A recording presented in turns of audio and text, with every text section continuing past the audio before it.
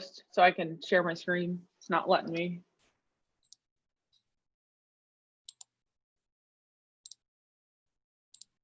Yep.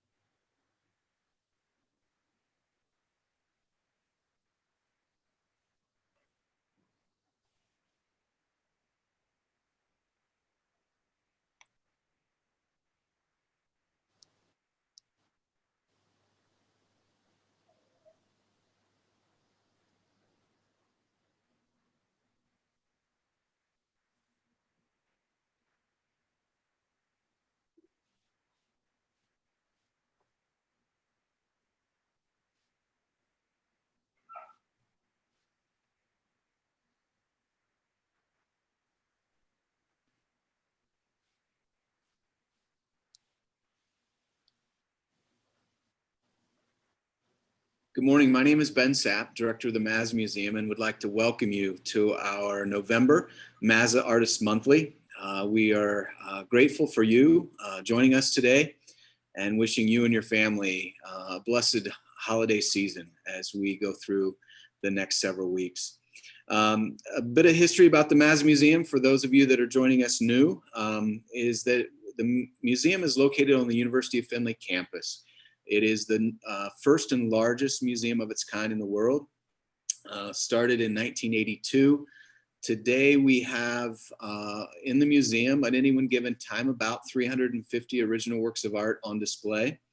And look forward to you joining us in a on-campus visit when it works with your schedule and at a time when it's safe. Right now the museum is open by appointment only. So that still is available to our audience. I'd like to share a few instructions before we start. Please use the speaker view button located at the top right-hand corner of your screen for viewing today's program. Please feel free to ask questions in both our guest illustrator and author, along with any technical issues that you might be having through the Q&A button found in the bottom middle part of your screen. We will attempt to get to as many of those questions as we can throughout the interview and then again at the end. Please make sure that you have a pencil and paper to join our draw along at the end with our illustrator. So make sure that you have some paper and pencil for that activity. So at this time, I'd like to turn it over to Dan Chazinski, our curator of the Mazza Museum, as we begin our interview. Dan? Thanks, Ben. Welcome, everybody. It is my pleasure to introduce Dan Andreasen and Barbara Lowell, and they're both going to be talking to us this morning about a recent collaboration book called Sparky and Spike, which is based on the childhood of Charles Schulz, the creator of the world-famous Peanuts comic strip. We will start with a question first for Barbara. We're going to jump kind of back and forth. Barbara, could you tell us what led you to want to write this book? Well, I've always loved Charles Schulz and Peanuts, and I grew up reading Peanuts. And when I was thinking about a new nonfiction picture book, a subject for one, I thought of Charles Schulz. And then I Googled picture books for Charles Schulz, and there were none. And I thought he deserved one. So I did a lot of research. I read, I'm sure, every interview he ever did, both written and I viewed them and read, and he was very prolific about writing about himself And then there was an autobiography or biography that he sanctioned, that he worked with the author. So I did a lot of research, and I first wrote a manuscript that started when Charles Sparky Schulz was 6 years old, and he decided he would be a cartoonist. And it ended on October 2nd, 1950, when Peanuts came out. And I sent it to a freelance editor, and she suggested that I pull out the part about Sparky and Spike, Spike being Charles Schulz's dog when he was a kid, and base the picture book on that story, and how his drawing in Ripley's Believe It or Not became his first published cartoon, and how that led, I guess, to his dream of being a cartoonist. So I did that, and then the people at Cameron actually purchased both manuscripts in a sense, and the story is about Sparky and Spike, but parts of the first manuscript are in the book at their suggestion, and that's when Sparky is drawing and he's in school, and then he's becoming frustrated with his art. Becoming frustrated, and then it goes into he saw the picture book exhibit, and then he rips up his drawings, and then Spike comes back in. So that's how both manuscripts ended up in the book, and it actually taking the parts from the original actually made it a richer book. So I'm glad that was a good decision, and I'm glad I wrote both of them. Well, it sounds like an excellent creative solution, and also gives us some insight into the story behind the story. Dan, I have a question for you. Can you describe the process of you being selected to illustrate this book? And I also understand that you have a bit of a personal connection to Charles Schulz, if you wouldn't mind sharing that. Oh, not at all. Yeah, when I was I've always been a fan of Peanuts and Charles Schulz. When I was in 7th grade, I was working on a comic strip of my own at school. And a buddy of mine mentioned that his parents were close friends with Charlie Schulz's publisher, and that he came to visit on occasion. And when he came to visit one time, they invited me over to show my work to him. And that they also had several original Schulz comic strips hanging in their kitchen. I was able to see the original art. And the publisher, I forget the gentleman's name, said that, why don't you write Mr. Schulz, and I'll be sure that he answers you and gives you some advice. And that's what I did. And the letter he sent back to me is in the back of the book. Wow, that's pretty incredible. Now, as far as the artwork goes, I wanted very much to have it look period to the 1930s, and to have a comic book flair to it.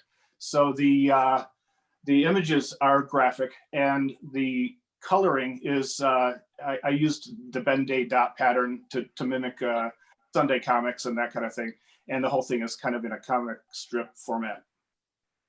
So Dan, that kind of segues into another question I had for both you and Barbara. Were you in contact at all during the publication process of this book? No, it's very rare for an illustrator to be in touch directly with an author. I think the editors and art directors want quite a bit of control, and they try to keep the two creative folks apart. I've met several of my authors, and I've worked with some celebrity authors too, and that's always fun. But it's always after the fact. It's never during the creative process.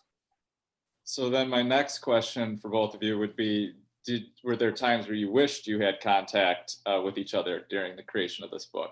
Absolutely. Okay. Absolutely. Yeah, I think I've never had that experience, but I think it would. I think it would help.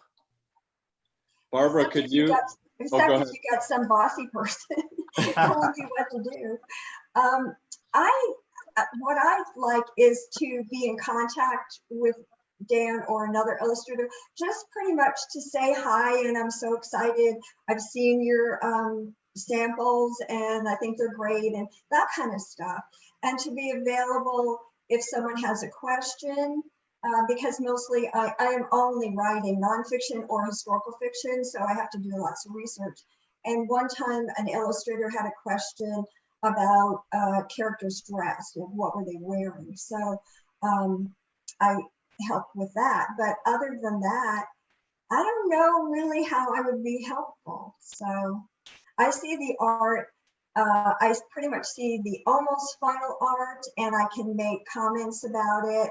And it's mostly if there's something that's not historically accurate, that's the main thing. But I don't know. I'm the person that thinks the illustrator knows what they're doing, and I don't know. And I have a visual when I'm writing the story, but I'm not an illustrator. Barbara, could you tell us what was your first impressions when you finally saw the art for the book? I was overjoyed because I just think this art is so fantastic. It's so expressive. It has such great movement and emotion. This is what you want to do. This is what an illustrator wants to do when they have a picture book. They want to show expression and movement. You can always see Sparky, here's Sparky running. You can see Sparky and Spike actually running. And you can, every page is pretty much movement, which is what you want to do. And then he's got the characters popping out from the page because the backdrops are mostly color or they're not detailed. So the characters are the focus. And then I don't know whose idea it was, I guess Dan's, to do the comic, the 4-panel comics, which are just like Charles Schulz. But here's at the back, there's the 4-panel. And look, I don't know if you can see that well, but Sparky is using a paddle ball. Well, you can see him moving with the paddle ball. And another thing, the design is wonderful. So I was thrilled to see that once the jacket is off, there is a different illustration. And it actually, it has texture to it. So it looks like newsprint. So I was just thrilled, and I still am. I love it. I love this book. I do too. Dan, Yes. could you tell us a little bit about, so there might have been a little bit of pressure there since you had heard from Charles Schulz. When you approached this, did you have any illustrations in particular that resonated with you or that took you back to those words that he might have shared with you about becoming a professional artist? Yeah, I was young, and I really appreciated that he took the time to write to me. But along with the letter, he sent a stack of printed information about becoming a cartoonist, and I poured over that as a kid, and I've never ever wanted to do anything but be an artist. And then secondarily, I moved into writing some of my own books. But as I said, I loved the story that Barbara had written. It was so emotional, actually, and I really wanted it to feel like it was of a period, as I mentioned before. So that was really just my thinking when I was creating the illustrations for it.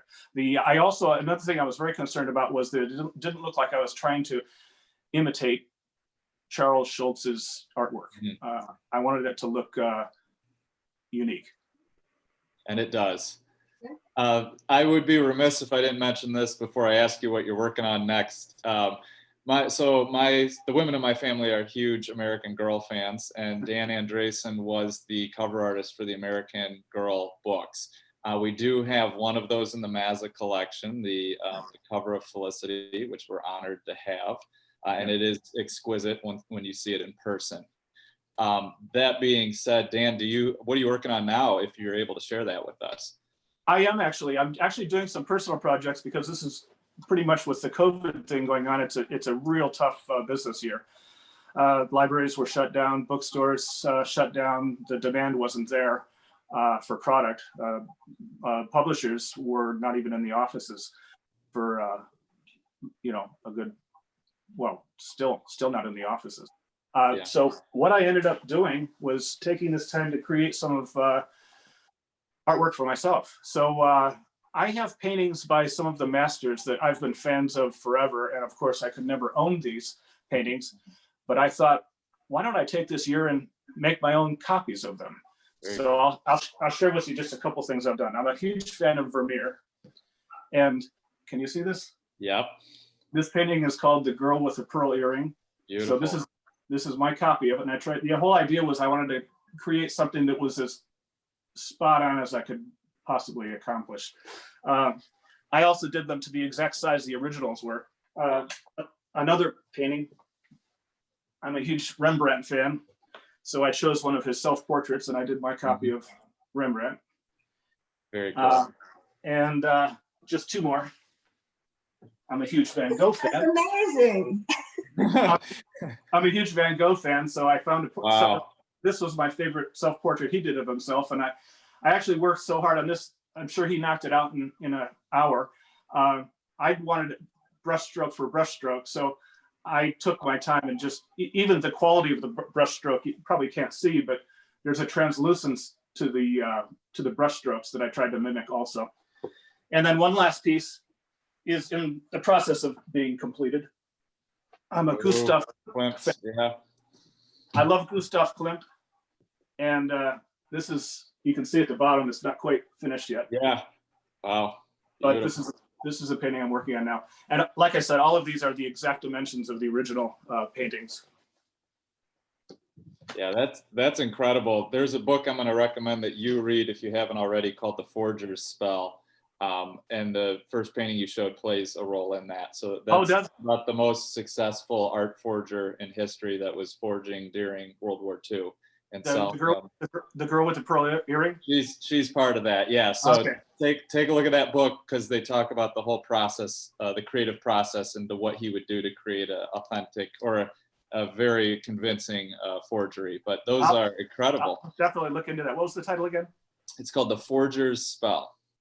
Forger's Spell. I can't recall the name of the author offhand. Okay. I have a question for both of you, and maybe Barbara a little bit on this one, so we know what Dan's doing when he's not creating illustrations for a book. Barbara, what are you doing what do you like to do when you're not writing?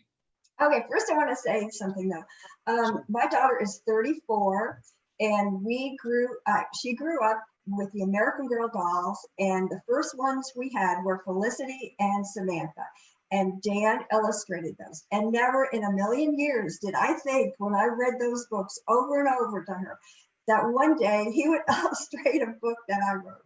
So I think that's fantastic. So I like to read, obviously, because I'm a writer. I also am one of those strange people that likes to exercise, and I love strength training, and especially kickboxing, but I do not do kickboxing in a gym, but I do it to DVDs. I love punching and kicking, and my husband doesn't care for it, but sometimes I use him, but I love it. In the summer, I love to swim at a lake and go boating. I love to travel, and I've traveled to, I think, at least 20 European countries. But these are on cruises, so it's not like I'm spending weeks in each one. And I've also been to South America and French Polynesia, and I went to Alaska, and I got up close. The ship got really close to a huge glacier, and I touched an iceberg from a small ship. So I love that. And let's see, I guess I walk a lot. I walk about 2 to 3 miles a day, and I have 2 cats. I love dogs, but I don't have a dog right now. So I guess that's it. Got a lot going on. a lot of sources of inspiration. Speaking of which, I would like to ask you both a question before we head into our drawing session. Do you have any recommendations for young people that are looking to major in writing and art and illustration or in education? Would you like me to start? Sure. Okay, yeah, I do actually. I'm asked that quite often as far as the illustration goes. I think the thing that's important is that when a parent recognizes the talent and drive in a child, it's important to set up a special place in the house that is always set up as a studio, whether it's a corner of their own bedroom or something. But so the art supplies are there, the table is there, and it's available all of the time. I had an interesting experience when I was in second grade. The teacher recognized that I was destined to become an artist. And she set up a studio at the back of the classroom and told me that anytime I felt inspiration to quietly get up from my desk and go back to the studio area.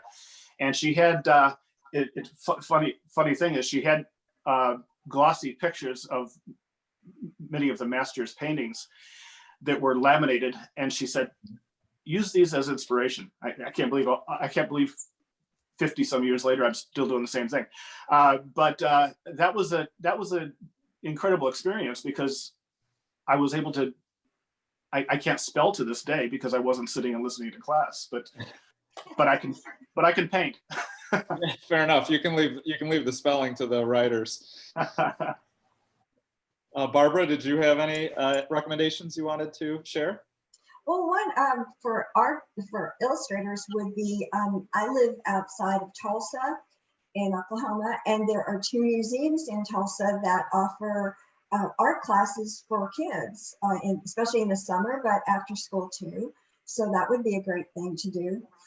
For a writer, if you're going to be a writer, you are probably already a reader. So keep reading and read all kinds of things, and then you'll kind of figure out what you want to write.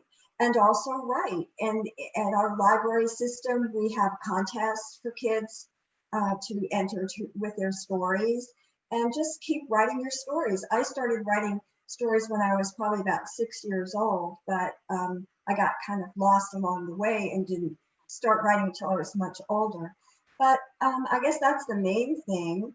And there are actually magazines where you can submit, and I belong to SCBWI, which is the Society of Children's Book Writers and Illustrators. And they have, for teenagers, have contests and awards for writers. So you can do that too.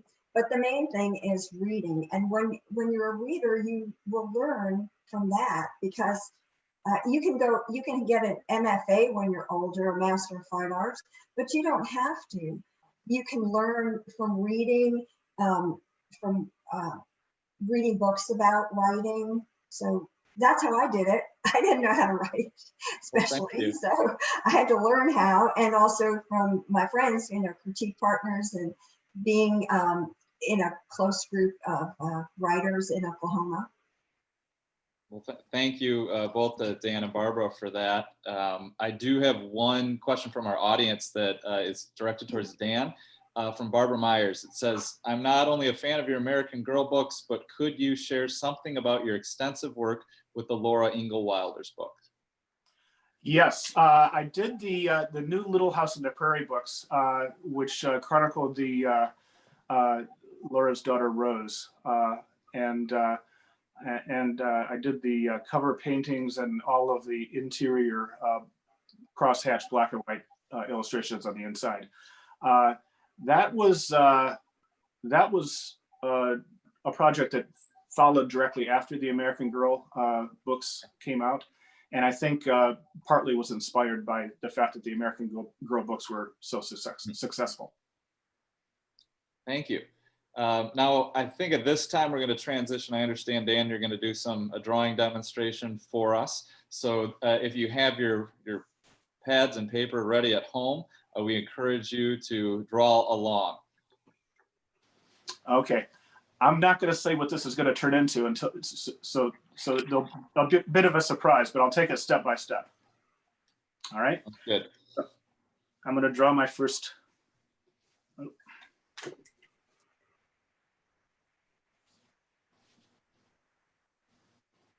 Okay. I'll show this. Can you see the egg shape I've drawn here? Yes. And there are a couple of gaps at the bottom. Those are important to leave. Gosh, this is hard. Leaving gaps. Leaving the gaps. Okay. Okay. Tell me when we're ready to move on. Ready when you are. Okay.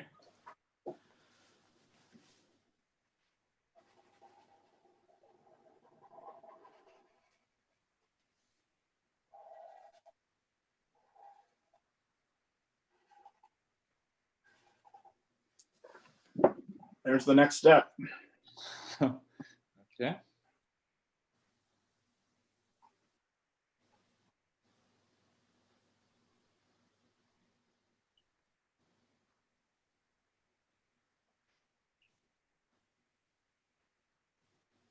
All right. Okay.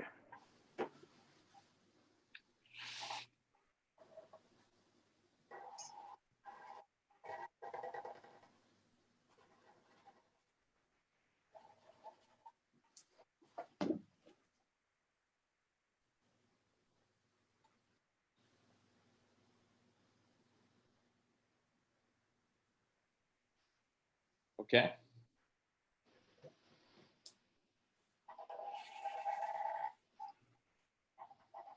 This is it. Just to throw the mouse in there. Draw them. Okay. Got it.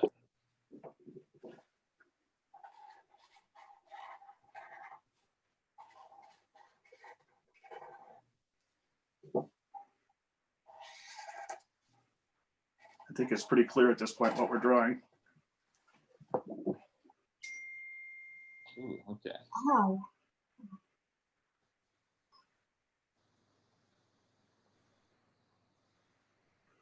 Dan, you might need to say something so we get you back on the screen here. Okay. I just have one last thing to add. I know it's really juvenile, but that's what I do. There we go. We all drew a toad. Very nice. Barbara, how'd you do over there? I did pretty good, except the back leg. That back leg's not too good, but I'll show you. Oh, you probably can't even see it all. Lift it up just a hair. Yeah, There we go. Oh yeah, looks good. It says the back leg, but it's better than I You can tell thought. it's a toad. And Thank was able you. to keep That's up really- while we went. So there's Oh, there mine. you go. Oh, that's good. That's dead up. I was doing a forgery of a Danny Andreasen. Yes, yes. We're all in the business now. Well, at this time, unless we have any other questions that come up in the live feed, I wanted to thank Barbara and Dan for taking the time to share their book with us, and I highly recommend it if you are looking for holiday gifts. I'm going to turn it over to back to Ben Sapp right now so that he can wrap up. Thank you, Dan. And thank you, Dan and Barbara. I too echo Dan's just thankfulness for you joining us today, for your generosity, your time, your talent. The work that you create are wonderful resources for teachers, parents, and anyone wanting to share meaningful messages in our world today. As Dan said, as Dan Chazinski said, this book is available for sale on our Mazza website under the Mazza Artists Monthly, and you will have an opportunity to get a signed book plate to place there as a gift or just to make an addition to your own personal library.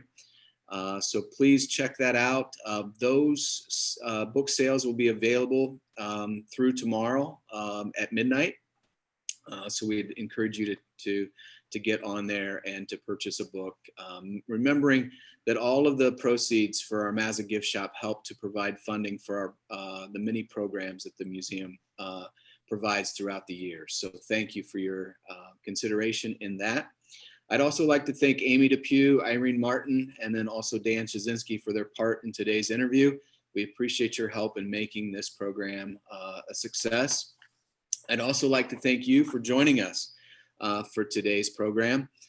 We look forward for you joining us next month with our interview, Jarvis and Patricia Tote Jarvis is an illustrator from the UK, and Jarvis and Patty or Patricia, they have never met before. And so this will be the first time they will have any sort of communication. And we're grateful that it'll be on this Mazza Artist Monthly.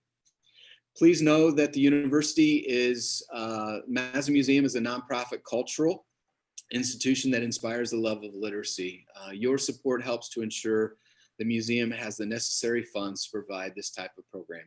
If you enjoyed today's program, please consider making a gift to the Mazza Museum. As we say goodbye, the University of Findlay's Mazza Museum wishes you, your family, and friends all the best. We hope to see you very soon. Be well.